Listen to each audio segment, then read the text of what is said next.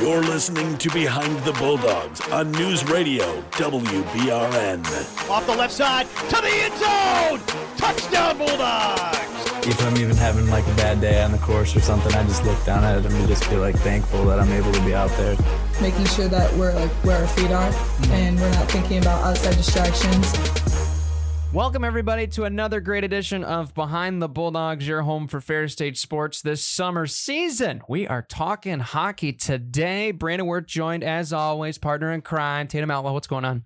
I'm excited to talk hockey. You know, we're stepping into Brody's territory a little bit today. So, yeah, I'm just excited to get into it. It was a very up and down season. Yes, and speaking of the expert, he is sitting just to our left. Brody Kaiser joining us. What's going on? Hey, man, I'm excited to talk hockey. There's a lot of excitement around this program. We'll get into it all, break it all down. But, you know, summer's great. I love the summer. Downtime. I'm ready for the puck to drop. I'm so excited. And you didn't ditch us this week like you did a couple. I did. You know, man.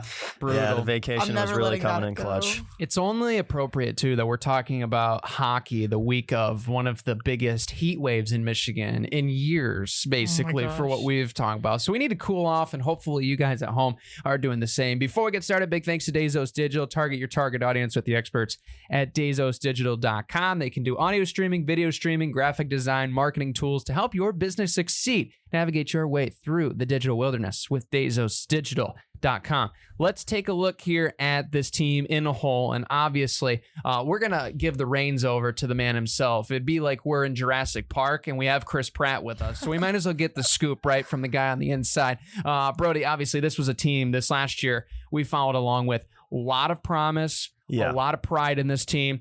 Overall, got, out-physicaled quite a bit of the year, and it was a very, very interesting roller coaster ride. We had some games, dropped 6 in a row, and then we won 5 out of 6, in the next. It was a very up and down year, a lot of promise, ended up being a little bit short, but overall the season, Coach Daniels, his fairway tour, had some excellent moments within. Certainly some excellent moments, some extremely high highs. I mean, you talk about the win streak that we went on in February when it was like, holy cow, if things break right in the conference, we could still have home ice. At one point, that was a conversation. And then, you lose a couple games you probably shouldn't lose. But even going back to the beginning of the season when we had the 2 shootout wins against Miami, looking back now, okay, Miami was one of the worst teams, probably the worst team in college hockey. So you don't love that result. But what an electric way to start the season. Like there were some really good moments, a lot of fun moments. It was a great group of guys. The locker room was really strong, I thought. Players were cohesive, good leadership.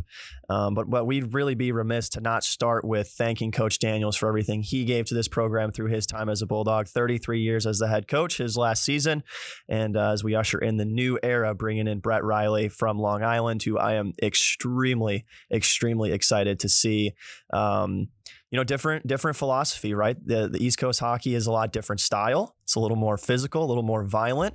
And I think Bulldog fans can sort of expect Brett to bring that philosophy over. And, it's going to be a fun style of hockey. Can't necessarily promise, different results. We're hoping and I'm expecting, truthfully, to be a good team this year. But guaranteed that it's going to be a fun brand of hockey to watch for the fans. Absolutely. And obviously Coach Daniels has spent so much time here in the same building that we're sitting in right now, and what he's put into the program has been incredible. And I believe August 1st and 2nd, there will be some celebratory things, hockey golf outing, dinner for him in honor and being able to give him all the credit in the world for what he has done with the program.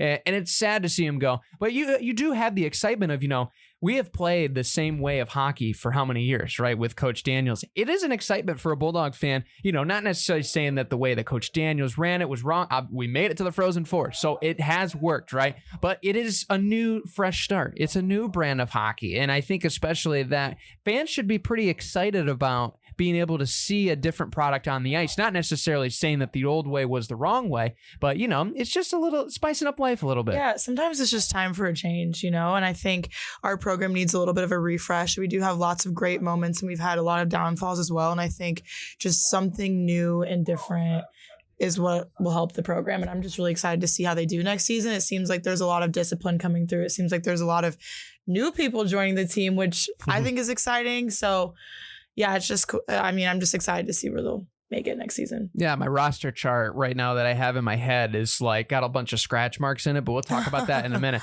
The schedule this year, 13, 20, and 3 overall, just about 500 in conference play, which I thought was the most impressive thing about this team. They battled when the points were on the line, especially looking at the McNaughton Cup and the Mason Cup in the long run, right? Seeding and all those sort of things. But this team, I think, especially showed 6, 8, and 3 at home, 6 and 10 on the road. So they were about 50-50 when it comes to those as far as home advantage, away advantage. There really wasn't as much of a difference as you might have thought this year. But they played a lot of good teams, played the eventual national champion Broncos, right, in the 2 games in the season, played them here, played them tougher than the scoreline would show for sure. Played Bowling Green, who had a really standout year, and it sounds like from what we're hearing from our experts, Brody included, that that's a team to watch next year. Played Augustana, ended up beating them at home in what was a really big win. Played Wisconsin as well across the pond in their territory, Milwaukee. And we played a lot of good teams. You know, Minnesota State was always a team that's always been good in this conference for the last couple of years. They showed that again. So it was a tough schedule overall. But, I mean, the way that team finished the year, Brody, it really felt like everything that they wanted to hit the ground running going into the postseason, get that momentum. They pretty much did that as well as they could and really just ran into one of the hottest teams at that time on the other side in St. Thomas in the playoffs. Yeah, I mean, St. Thomas, that team was so good offensively that it didn't really matter that they had some deficiencies defensively at times. They had good goaltending, but their defense was hit or miss. But it didn't matter because that team was so hot in the second half of the year. They had the best record in college hockey outside of Michigan State from January 1st on. They made the Mason Cup championship. Like, that team was just... They were built to go on a deep postseason run, and unfortunately for them, with the NCAA rules and regulations, they just couldn't make the NCAA tournament, so they didn't really have a lot to play for at that point in the championship. But yeah, we ran into them. We struggled with them this year. We really did. We couldn't contain their offense, and defensively for us, that was a struggle at points as well. So, just running into them was difficult in the postseason. But you're right, Brandon. The second half of the year, we did everything that we could at that point. Because you can't go back and change past results. So you have to work with what you've got. And that's what we did. We put ourselves in a position to potentially compete for home ice. And then unfortunately, after losing to Lake State and Michigan Tech back-to-back, that was off the table, but that didn't take the fight away. We came back, bounced back, beat Michigan Tech on the road, came back home, dominated Northern in night 1 of the final weekend. And then on senior night, Coach Daniels last night lost in the shootout in one of the best hockey games that we've ever seen. That game was incredible. I will never forget the hockey game. So much fun. And we were talking that was one of the moments that I've ever had a headset on that I have never rooted more for a scenario to happen in a sporting event than for us to get a shootout win for Coach Daniels that last night. Obviously it wasn't in the cards, obviously the hockey gods had other things in store. But I think especially Tatum, you look back at one of the episodes that we did, we ended up talking to Trevor Tallane and Annie Noel, partway right around when that resurgence kind of was in the works a little bit. You could start to see the momentum shift. This team really never, in the stance of circumstances, having that slump, right, especially coming into the second half of the year. Those guys really never changed focus, like the face-off tournament in Milwaukee could have been really a downfall, going into the break. You have a lull when you come back and struggle. They really never was. It was next game, next opponent, we can beat them, let's go do it. And I think that was the right attitude for that team concerning the circumstances. But it was impressed not only from their play, but for how they handled it in the locker room as well, because that can be something that can really deter a team going into the playoffs. For sure. And there definitely was a momentum shift. And just by looking at some of the scores here, they definitely had a slump of games where they lost. They came back, won a ton of games, but some of these losses, it looks bad. But when you look at the scores, teams like St. Thomas, really great team, we're holding our own with them and we're playing what we know how to do best with them. And I think that's really important to take note of. And also with a lot of these teams that we're losing to, we're either coming back and beating them the next time around or the score is tight. So I think that's really important to look at because I feel like that shows our potential as a team and it shows the grit and determination that we have. So just finding a couple extra points here and there, that'll help us a lot. Absolutely. Looking at some of the standout players from last year, obviously Cole Birch was a big firepower for this offense, leading in points with 26.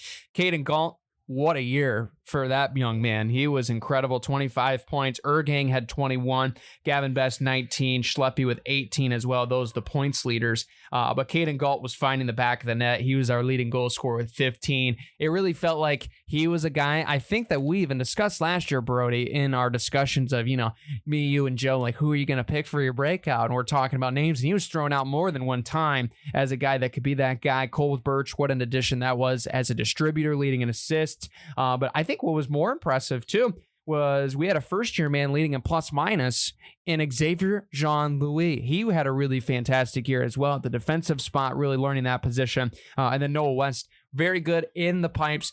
There were some games where he was on and he was off, but nature of goaltending, and especially for how many top offenses that we played throughout the year, you can cut him a little slack too. Yeah, and a lot of those issues too were defensively, breakdowns on the backside, penalty kill struggles, things like that led to Westy having some issues between the pipes at points. So again, they go against his numbers, but they're not necessarily always his fault for letting goals in. But yeah, Birch, what a pickup he was from Western Michigan. He's unfortunately transferred back out. He's going to go to Augustana. But he came into this program as a guy who had never scored a point in his career. He had 1 assist coming in from Western Michigan, and then he goes and leads us in points. He was unbelievable. Caden Galt always had the potential. You knew that just watching him play, he could score 15 goals, and he did. He was outstanding. We're losing him as well, going to Northern Michigan. So a couple big losses there up at top. Congratulations to Caleb Ergang going and playing in the ECHL, having a great close to his season. Playing pro, 21 points in his senior season. And then our returning points leader next year will be Gavin Best. He had a great season. He had never scored a point in his career coming from Michigan State, and then scored 19 with us as a top line winger. So he's a guy that's, he's probably going to be the projected the dude on this team next year. He's going to be going into his senior season, and between him and Schleppe, they played a lot of time on the top line for us last year. And those two guys, they should be in store for big senior season. So I'm excited for what's to come. We're losing a lot. We lost Shouty as well, who was our captain last year. And it's people looking in and say, okay, you lose those guys and what do you do? Where do you go? But we'll talk a little bit more about it. Coach got it figured out. There's a little bit of a trend within a lot of the teams right now. There's a whole new group of people coming in for multiple teams right now. Like, the Athletics is just going to be so different next year. Yeah, the teams are going to be different. I mean, very different makeup. Lots of different coaches, lots of different teams, lots of people leaving, but lots of good talent coming in as well. Yeah, it's going to be very interesting to follow, and especially to make that point for the penalty kill. That was an area that was a struggle last year. In wins last year, I noticed this. Brody's already knows what stat I'm about to pull up. Yeah. 87.5% in kill rate at home, or not at home, sorry, in wins this year. Losses was 62, which those obviously that don't know the hockey numbers, maybe to the necessary that we do. Think of it as, you're giving up, let's say in pitching terms of baseball, you're a pitcher, in those wins, opposing batters be 150.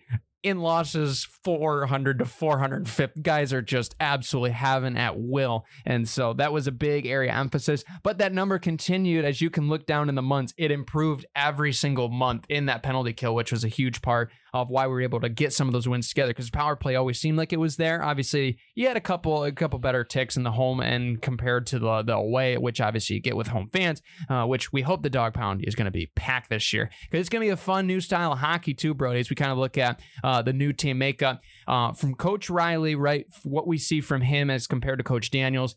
Loves physicality and speed, and obviously Coach Daniels does too, but it feels like it's in a different way. It's maybe not necessarily as, maybe free-flowing is the right word, a little bit more structured, but there's one thing that this team is going to do. They're going to play more physical than we've seen probably at all last year. Yeah, they're going to be physical. One of the things that Coach Riley emphasized in his introductory press conference was puck battles on the wall. We don't lose puck battles on the wall, was basically what he said. Okay, and that's physicality. That's toughness. You have to hit people when you're on the wall, and you have to be physical enough and strong enough to hold your positioning. So that was his area of emphasis to me. That means we're going to come out here and we're going to punch some people in the mouth. That's just sort of the style of hockey he wants to play. We're not going to go through all of the guys we're bringing in because we got 12 transfers coming in.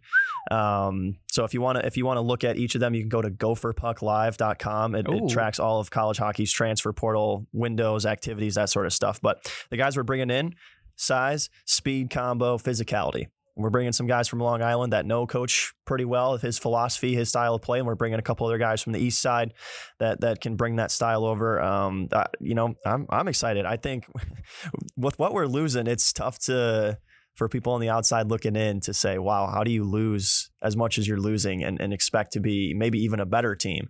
And it's because of the new system, the new philosophy, and the way that guys are going to be bought in. So I'm excited. I think this team's going to be really good. We'll get into maybe some bold projections in a little bit, but yeah, I have high hopes for this team. Unlike basketball's transition, which I feel like will be a little bit more seamless, a little bit smoother of a transition, I feel like this transition is going to be huge for this team. But I do think it's good, though, that coach is bringing in some people that he used to coach as well to be leaders for them and kind of show them the way, because this is going to be very different for them. But I think it'll be for the best. Yeah, I think when you look at what Long Island did under Coach Riley, you can't help but be impressed. It's incredible. It's incredible what he done. And I know the biggest emphasis, that we were talking about in the press conference is how he did at home this year. Because the Bulldog faithful have seen some good hockey at home. Problem is it was, you're looking at the prime years 8 to 10 years ago. Mm-hmm. We want to restore that back, right? The dog pound needs its roar again. That's kind of the feel. And what else but bring in the guy that had the best record in all the NCAA in his home rink in Coach Riley and Long Island, right? They only lost one game out of at least 16 games at home last year. Incredible stuff. So you can expect this team's going to play well at home in front of this community, in front of the fans, in front of the Ferris faithful that have been with us the whole step of the way. And so I think that's going to be a very interesting thing. But I think you're absolutely right, Brody. And you're looking at metrics, looking at the way some of these guys play, there's no doubt that there is an emphasis that we're going to be a bigger, faster, stronger hockey team. And I think that's something that you can look at. You're going to be some new goaltenders. Obviously, that's going to be a brand new position. I don't believe anybody actually staying in that department from what we had last year. Is that correct? Martin's still back. Marty's still here. Yeah, so we still have Marty, but we'll have a couple new tenders. But I think that will be interesting just to see the way that the style of game shifts. But I think when it comes down to it, this is going to be a very competitive hockey team. There's no doubt about it. And this conference, if you can get out of this conference, you can play with the big guys. The NCHC, they get some love. The WCHA, they get some love too. But the CCHA's produce top-ranked programs, and you play them in conference play each and every year. So you got to bring a home and away no matter the date. Yeah, this is a team that, I think the expectation is to play on home ice in the first round of the playoffs. I think that's sort of the standard. And you look at what Coach Riley did with Long Island, right? He started that program. I believe at this point it was 6 years ago now. He increased his win total every year. He increased all the major statistics you want to look at: power play, penalty kill, goals per game, goals against average, whatever. They all got better essentially every single season. And it led to last year a 20-win team that narrowly missed the NCAA playoffs, making the tournament, right, as an independent school, which is just incredibly impressive. You're talking about 2 more games that go in your favor, and all of a sudden you're talking about an independent team being the 16th seed in the NCAA tournament, which is just awesome. So I think, what he's proven at Long Island is that he's a winner. And that doesn't go away when you change schools. That mentality doesn't change. So I think the Bulldog fans can expect this team to win games. Yeah, it's going to be really fun indeed. And I think when it comes down to, the physical factor of the game, it's going to make the game more exciting. I think especially, the dog pound's going to love the hit against the glass a lot more. You're going to see a lot of that. Yeah. But I think especially with, where this team is going and what we've seen is that we've shown, maybe we don't have the nicest facilities compared to some of these brand new. You look at Augustana's barn, and, of course, we love to bring up what happened in the first games of that barn as we were able to sweep them. But you look at all these other facilities, all these other schools, Ferris finds a way. Coach Riley found a way at Long Island. It's a perfect match made in heaven. And so we're really excited. And I think Tatum, it's just, from a fan's perspective, I think it's going to bring a lot more juice into the Bulldog fan base. And that's the hope and dream. And I think that energy is a big part of how our sports teams do here. I feel like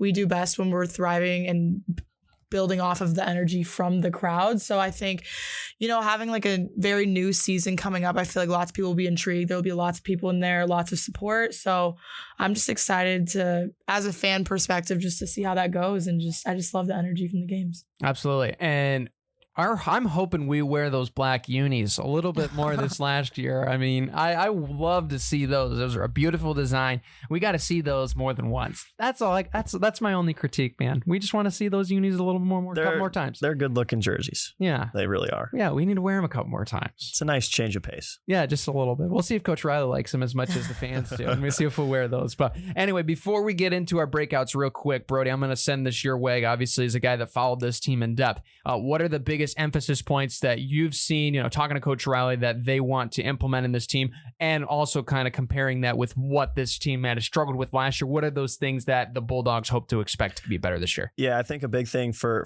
Coach when he first got here was weight room culture, making sure this team is physically capable of playing the hardest 60 minutes every night that they can. There were times last year where it just looked like maybe the legs weren't there. Yeah.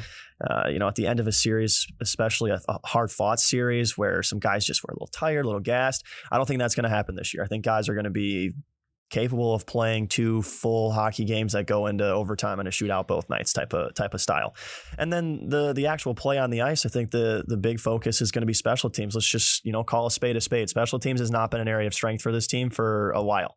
So that's going to be something that should turn around and improve in the right direction. We've got good minds with the assistant coaches coming in. Zach Sizik from Miami, Justin DiMartino is a former Bulldog alum, and then Garrick Sorosi's coming in with Brett from Long Island. All 3 of those guys have been involved with really good special teams play. And then Coach Riley's big thing is physicality and toughness. So if you're talking about, things that are going to change, I think those are the things that will be the big areas of emphasis from the get-go, and then you can build from there as the season goes on. Wonderful. All right. The expert has spoke. The expert has spoken. We'll see if any of those are correct. Yeah, we'll revisit this episode in November and December. If he's off. I would be very, very surprised if those are not 3 things that are the day one focus. Like if you ask Brett right now in an interview what he's focusing on, I would dare say those are the 3 things. Oh, I would say so. And I can agree with you that this team was so talented that we had last year. But you could tell game 2 Saturday night, getting into the late second, early third period, some guys were gassed playing against, these big the Minnesota States, the Bowling Green, the teams that love to play physical, or Bowling Green, or not Bowling Green, but Bemidji and Northern, they like to play fast. It was just hard for these guys to really compete with them. So that's a very exciting focal point looking ahead to the season. Speaking of which, it's that time. Let's get to our breakout candidates. Tatum has somebody potentially in mind, but maybe we'll let the expert go first. Just make sure we don't steal his idea. Brody, who's your breakout? Well, there's a lot of guys that have a ton of potential. And I think, the sky truly is the limit for guys that are willing to work hard in this system. That's what you need to do to succeed under Coach Riley is that you have to bust your butt. And a guy that I think that is going to do that and has NHL potential in his future is Chris Lee. He didn't have, anything that jumped off the chart statistic wise in his freshman season. A little bit undersized at 5'10", 159 from defenseman from Norway, but my goodness, he has all the skill in the world. He can skate with the best of them. If he puts some weight on, plays more physical in this new system, boy, he could. I mean, he seriously could end up being one of the best defensemen in the CCHA. He's got that kind of upside. I see the NHL in his future. Whoa! I love Chris Lee's game. I think he's an outstanding player, and I'm very excited for him. It might not happen this year because, again, he is on the smaller side. He's got to put weight on. But all the skills, all the intangibles are there. The hockey mind, very smart kid. And I'm extremely excited for Chris. I think he's got a very bright future. Absolutely. I think he just poked his head in the door when you said NHL. No, I'm just kidding. Walked all the way back from Norway. Yeah, Great. Exactly. That's a great pick, though. I mean, he showed promise this last year. There's no doubt about it. Really good shot, too, for a defenseman, which is not something you see a whole lot for a young defenseman. You know, a lot of times young defensemen rely on different things, but he's got a nice looking shot, too. Yeah, I mean, him and Marty, they won at the Norwegian level internationally. Oh, big time. They know how to win games. There's no doubt about it. Tatum, it is your pick. I'm going to go with Jack Silich because Silly. I feel like when given the opportunity, he was good spark off the bench. I feel like he's gritty. I think he can make plays when it's needed. So he'll definitely be someone that has to step up for next season. You want to talk about a guy with a good shot. And a guy that had a great 15. end of the season. Yeah, 15 has an unbelievable shot. His release is ridiculous. His ability to set up one-timers needs some work, but his slap shot and his wrist shots, how is this guy not a top line scorer. Makes people look silly. Yeah. At the end of the day. There you go. I have to add that one to the broadcast Put list. that on the t-shirt or something. Yeah. I'm torn between two guys, and I mentioned that to both of you, and I really do. I'm starting to look more at the numbers, and I'm starting to look especially how good he can be in the system. I think Jacob Adal could be a really big asset for this team next year. I mean, he played in 25 games last year. I believe in total, guys played around 36, 37 if they played a full slate. I think the most impressive thing that I really kind of neglected to realize is his plus minus. It was fourth on the team, only trailing Jean-Louis, Ergang, and Shawnee, right? Three of the most impactful players from this team last year. It was at +0, tied with Cole Birch, right? In retrospect, who was the leading point scorer, And so I think especially for him being able to not only score it for 4 goals last year, 6 assists, he can pass as well. But I think especially one thing too is he's a big physical guy that doesn't take penalties. And I think that's a big thing with Coach Riley, establishing the physicality and especially having that in the repertoire of this is how we're going to play the game. I think that might suit him very well for a breakout campaign here in 25-26. Yeah, Bade should have a really good year. 10 points last season, 25 games played. He was a third or fourth line guy for most of the season, so didn't see a ton of ice time, but made the most of his opportunities. I just remember the shot against Minnesota State, the shutout, where he drove it down the left wing wall and just ripped a quick wrister and perfectly beat Tracy to the top corner. Like, what a shot. That's definitely in his bag, and I love Bates' game. He's one of those guys that just works so hard, and again, I think that's going to be great for Brett's system. Yeah, I think Sandy's still in awe of that shot. Yeah, Sandy right now is in awe about that shot. Unreal shot indeed. So that's going to complete our episode here for hockey. And you know what that means? Winter is now in the books. Winter is in the books. We're just flying. Yeah, we're flying through. Episodes. We got fall coming up. Whoop, whoop. Very soon. My favorite. I know Tatum's ready to talk about one sport. We'll see if that's the one of choice next week, because I think some fans might want to wait a little bit more. I like all fall sports. Sure you do. But my favorite sport so happens to be in the fall. She only likes the fall sports, though, not the rest of them. Yeah, that's exactly what I said. Winter and spring, kick to the curb, get a life. No, I'm just kidding. So we'll have 4 at least, right? And then maybe potentially talking about a new team coming to Ferris. Yeah. We need some more info, though, and it's coming to us. So we will get you that stuff. Be sure to stay tuned. Thanks for tuning in. Be sure, if you're following us on Spotify, Apple Podcasts,